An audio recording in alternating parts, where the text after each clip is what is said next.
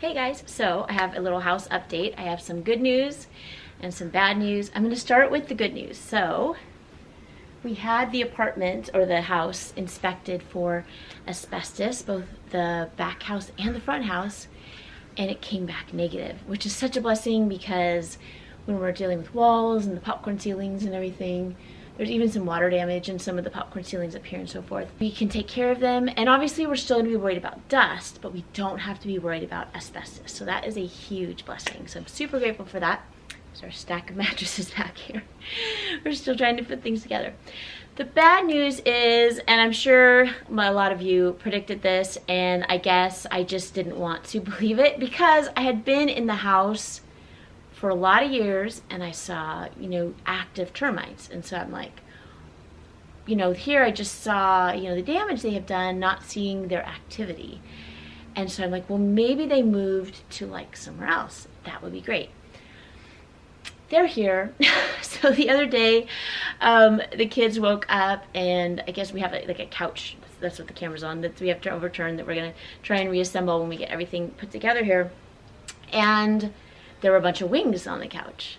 And then Noah was looking at the bookshelf, and there was a bookshelf that we had some termite damage and we thought they were gone. They were in the bookshelf, and Noah took out a vacuum to vacuum them out. Oh great, here, let me vacuum that out.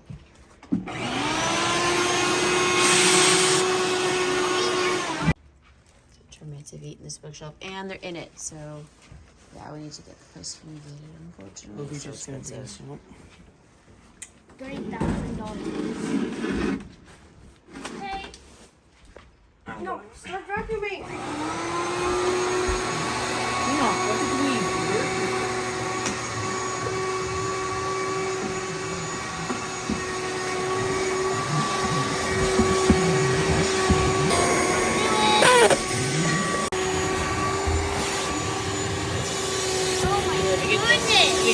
How much termites is in there? Mommy, wait, let me hold. There's termites everywhere. And it's like they had made tunnels, and we had already known this bookshelf had been termited, but we didn't know they were still in there. So that's the bad news, is we have active termites that we are going to have to take care of. Like I said before, my dad's letting us live here, which is a huge blessing.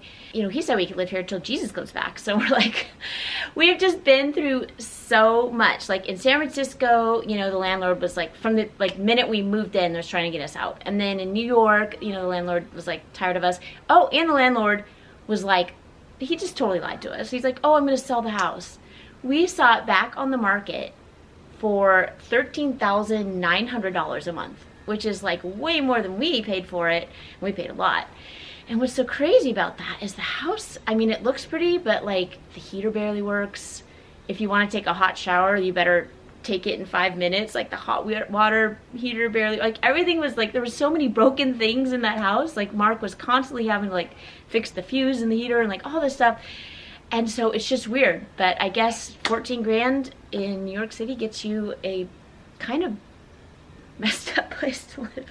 It was okay, but it wasn't like you would think you would get more for that price tag, but no. Anyway, so we put it back on the market. I don't know. That's just the way New York City landlords are, and you just have to go to the city expecting that, I guess. But anyway, so the reason that people might be like, well, why don't you just rent something somewhere else? And the reason is because, first of all, people do not like big families. Landlords they're gonna look at all their people that they can rent to, and they're like, oh, these people have 2 kids, and these people we have 8 kids with us right now, 8 kids, and landlords are gonna be like, nope. Nope to you. And it's not just, I know we are perhaps a particularly annoying family because we have a bunch of musical instruments and so forth, but there was a military mom that reached out to me. She's like, I have the same problem where, in the military, you have to move from city to city, usually every 3 years. And they're supposed to have military housing for you in a lot of the places, but a lot of times they don't. And so I know this because I was a military kid. My dad was in the Navy, and sometimes they had housing, sometimes they didn't, and they do give you a housing allowance, which is super cool. But just because they give you a housing allowance, it's not going to force a landlord to rent to you. And so she says she has 8 kids, and she says every city she goes to, it is just such a struggle. If there's not military housing available, it is so hard to find a landlord that's willing to give them the time of day, that will even rent to them. And as far as I know, her kids don't play musical instruments and so forth. So it's just really hard if you're a big family to find anyone that will rent to you, first of all.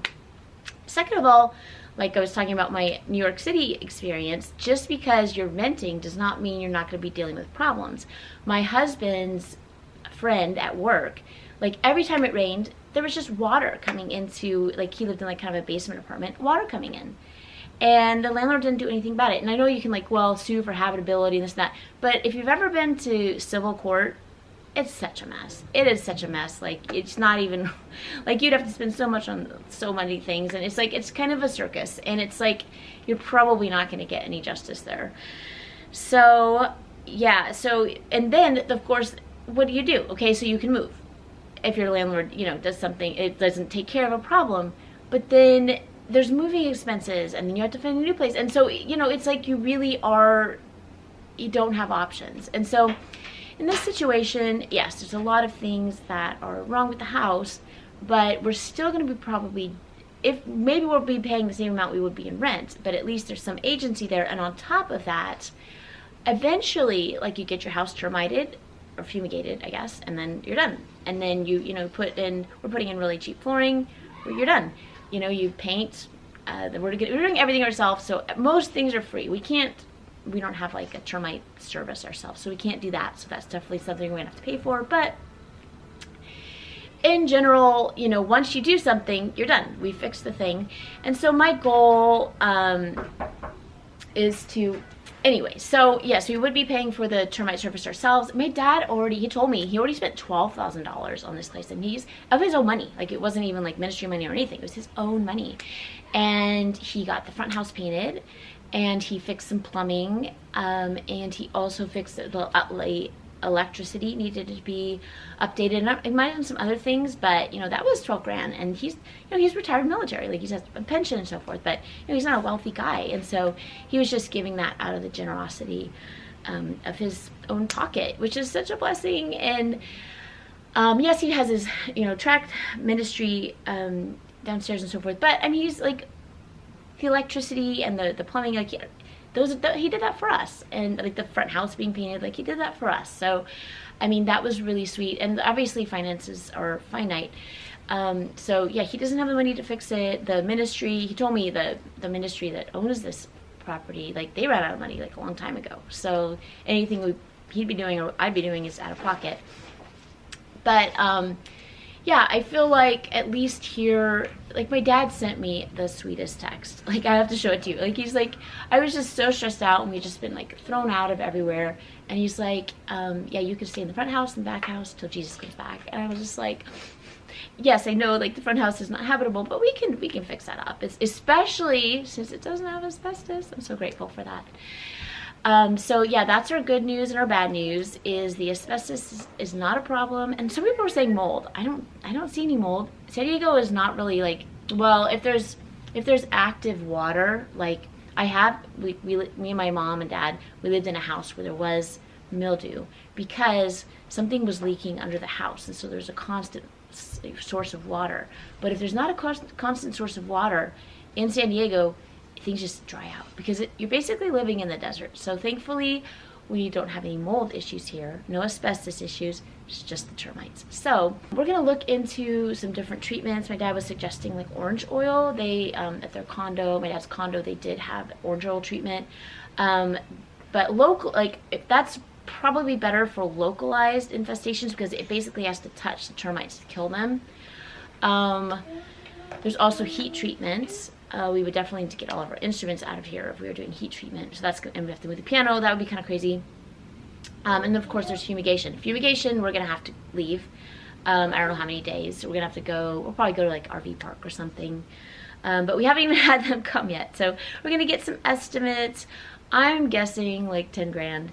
But you know, we did have some money saved up, and we're gonna try and use it for some of the other repairs we're gonna make. But obviously this repair is just very important. So what is our goal? My dad said he would sell us the house at some point. if we had the down payment, if we were ready to buy it, which is such a blessing. He was actually going to sell it before we needed a place, but then when he said when he found out that we needed a place, he's like, I'll wait to sell it. So that's like just a breath of like relief not to have, because my dad loves us. He's not going to be like a landlord that's going to be like, oh, I'm kicking you out. So I'm super grateful for that situation, just not living under the fear of like some lying landlord, which we've lived under quite a few of those. We've been renting for 5 years, and it's not very nice, particularly for our family. Yeah, I'm not sure what the future holds. I will admit, so like I said in an earlier video, since this is owned by a nonprofit, the state of California my dad does not own the property. It's owned by but he oversees it. It's owned by a nonprofit, and we would have to pay fair market value for it. And I think that's overseen by the state of California. So fair market value, even if, we probably won't do a ton of work on the front house, we definitely need to do work on the back house because that's where we're living. Fair market value in this neighborhood is a scary number, and the down payment in this neighborhood is also a scary, any neighborhood, anywhere in San Diego. So we're not necessarily like, oh, we have to live in San Diego. Obviously, my first choice would be to purchase this place, but obviously there's always a house for sale somewhere. It's just the money, money. But we're not like let's say we're able to stay here for 3 years. We get the termites taken care of, like health and safety issues are taken care of, and we make it as nice as we can for as cheap as we can. And let's say we stay here for 3 years and we're able to save up a down payment, but maybe it's not enough for around here. Well, there's Texas, there's Arizona, although those places are getting expensive. But I mean, a lot of people in the comments have been like, oh, you should move here, you should move there. The only thing is Mark's work. Like, that really is the thing. And even music isn't even a thing anymore, because so many of our teachers, they teach online, like especially since the pandemic. You don't really even have to be in the particular city. Now, to be in a conservatory, that's why we were in New York. That was like why we moved to New York. That's why we moved to San Francisco, was the whole conservatory experience. But both of those cities are just like bone-crushingly expensive, and so we've given up on the conservatory thing, and we're just trying to get good teachers. But even if you don't have a good teacher, like let's say we moved to kind of a rural Midwest town, Mark's family is always trying to get us to live in Kansas City, Missouri, and actually it's kind of looking prettier and prettier at this point. But that's probably an expensive city too, but like maybe as outskirts or something. We could take our teachers with us, because that's the way of the internet. Mark just needs a place where he can find a job, and he works in the sign industry, and the sign industry is kind of everywhere. I mean, there's some hubs, and I think there's a bit of a hub here. And then obviously Las Vegas is a huge sign industry hub. So Las Vegas is also an option. I think that place Nevada's getting really expensive. And we just drove through Nevada, and I forget where we were, like Reno is gorgeous. I mean, that is a gorgeous place, and I could see why, things are getting more expensive there. So we may have to live in a less gorgeous place. But there are places in America that are cheaper. I'm not saying we're not going to move there. I would like to stay here if at all possible, because I have family here. My mom and my dad are here. My mom's struggling with health issues. I want the kids to be able to absorb every little bit, they can with her. And, there's that. There's family here. And of course, they have a lot of history here. And obviously this house means a lot to me. But there's other places. And God is bigger than, this problem. God is bigger than the termites. And he's provided. I mean, we have the money to fix the termite problem. It was money we wanted to spend on something else, but, the Lord provided the money. So, yeah, I was fine with the kids living with the damage. You know what I mean? I don't mind if there's, termite droppings we have to vacuum up, or, maybe, a windowsill that needs to be replaced. Or, I'm not saying living with the damage. I'm fine with, temporarily living with the damage while we fix it. But active termites, that's another story. I'm not okay with that. So we need a place terminated. We need to just take care of this place. And you know what? I'm just grateful to have a place to live. I'm grateful that my dad said we can live here till Jesus comes back. And that's, if we are living here till Jesus comes back, it hopefully, either maybe Jesus will come back really soon, or hopefully we're able to purchase it. Because when you the issue is, so we are doing improvements on a place that we don't have ownership in that we would potentially like to buy, which is kind of like if they're, you know, financially a way to shoot yourself in the foot, that's it. Because you're making the place you want to buy nicer, and yeah, so you have to pay more for it. But at the same time, we are, you know, able to just live here rent free. That's a huge blessing. So obviously the trade-off, and we're not dealing with a landlord that hates us. Like my dad loves us. So yeah, so we're gonna fix it up. We're gonna do the termite issue, and we're going to hopefully buy something eventually, either here or somewhere else. And we're just kind of waiting on the Lord's leading on that. And so, and some people were complaining like, oh, why are you doing music lessons, or why are you doing this? You know, why are you like buying healthy food, or like, why don't you just eat more simply, or, you know, like, I do try, and I'm trying to balance. So you know, we're gonna eat, like, even like best case scenario, we're here for 3 years and then we buy this place or something else. You know, it's your health. You know, it's like, yeah, fruit and vegetables are expensive, but if we can at all afford it. Mama? Yeah, baby. Oh, so the other good news is that when my husband was putting in some lights yesterday, or putting some holes in the ceiling for some lights, he looked at the structure of the house. So it's actually holding the floors up, and there's like no termite damage. So, or very little. There was one little beam that had a little bit, but like for the most part, those beams are solid. So that's a blessing. It looks like a lot of the damage is more like kind of external, like they're eating the door frames, or eating.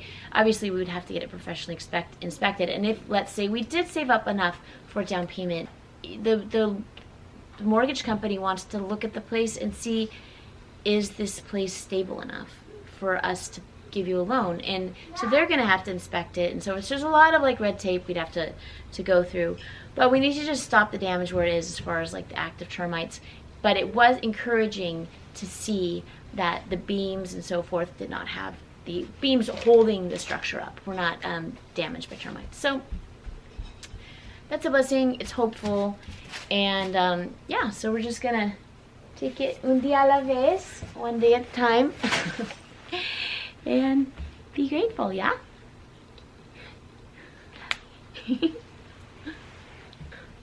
Oh, and just for some, I don't know, just like kind of the wonder of what termites can do, I'm going to show you my old Lord of the Rings book.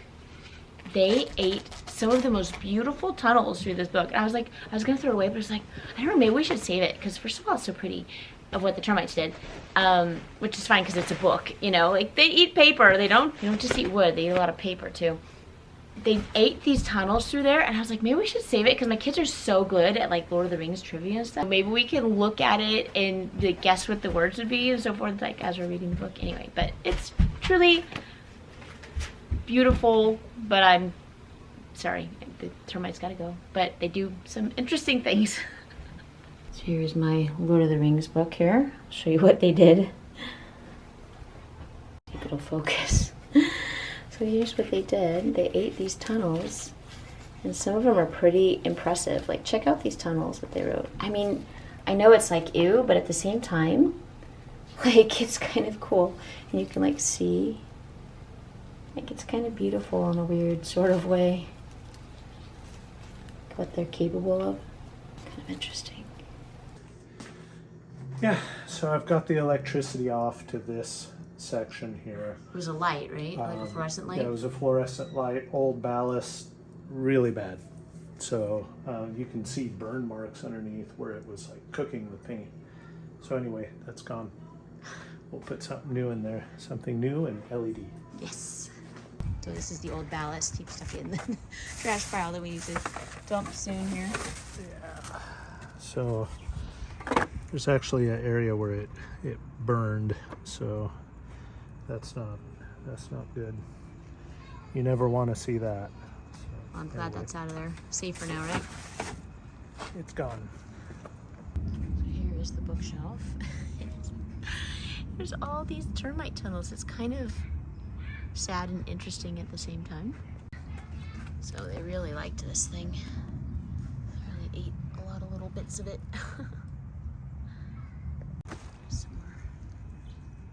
These termites were busy. Mark's making a different kind of light up there. An LED light that's not going to burn, right, Mark? Is that the idea?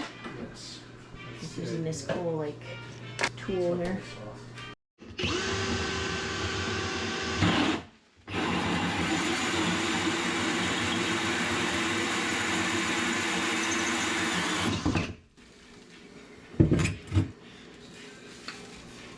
Awesome. Sorry for the mess here. Clean up. Get this going. Good news, the structural beams are not termited, which is a good sign. So hopefully the actual structure of the house is okay. Here too, solid, no bite marks. Well, So that's a good sign. there's a tiny bit over here. Over On there. this one.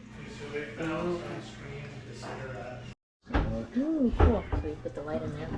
Hasn't been hooked up yet. And he has to paint, but that looks so cool, Mark. Yeah. It's not burning the place down. So good. After. I'm gonna try it out. See if they do they light, Mark? Thinking about it? Oh.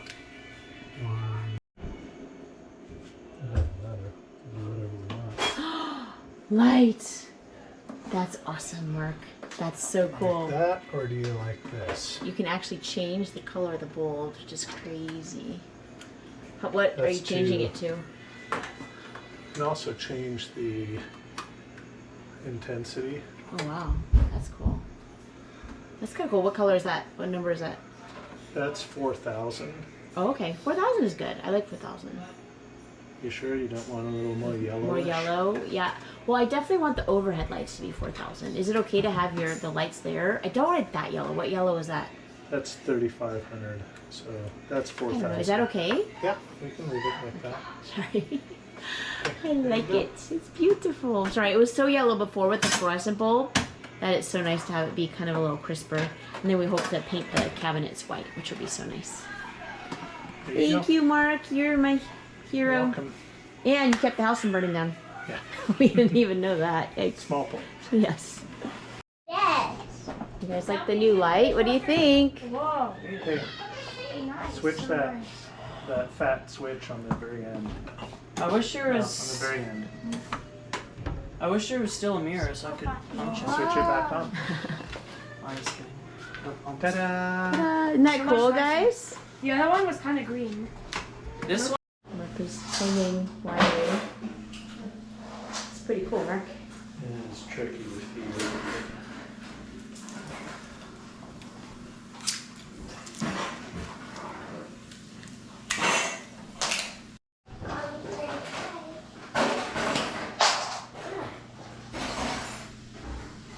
So people are wondering why Mark is starting in this bedroom, and part of the reason is because it's a safe area where the kids aren't, and he can experiment here safely and then take whatever he learns about how things are working in the house from this bedroom out to all the other living areas where the kids are. So it's kind of this is the experiment room, yes? Plus, it allows us to get this room set up and all the stuff out from the storage in Yes. the house, so that we have Kind of like a home base, and then we can put all this stuff out there in here, like when we're remodeling stuff. So it's a process. Feeding the wires here. So the reason he's doing the lighting is in this room there's just the one light, and it's kind of not very bright in there. It's kind of hard to see. no trace of termite droppings in the ceiling, so that's good. And also he's looking at the beams and he's saying that he doesn't see termite action in there. So I mean, that's I would find the termite droppings like on the underside of the Okay. drywall. So they've definitely eaten a lot of the house, but hopefully, maybe structurally, it might still be sound. Hopefully. We'll have to get it like that.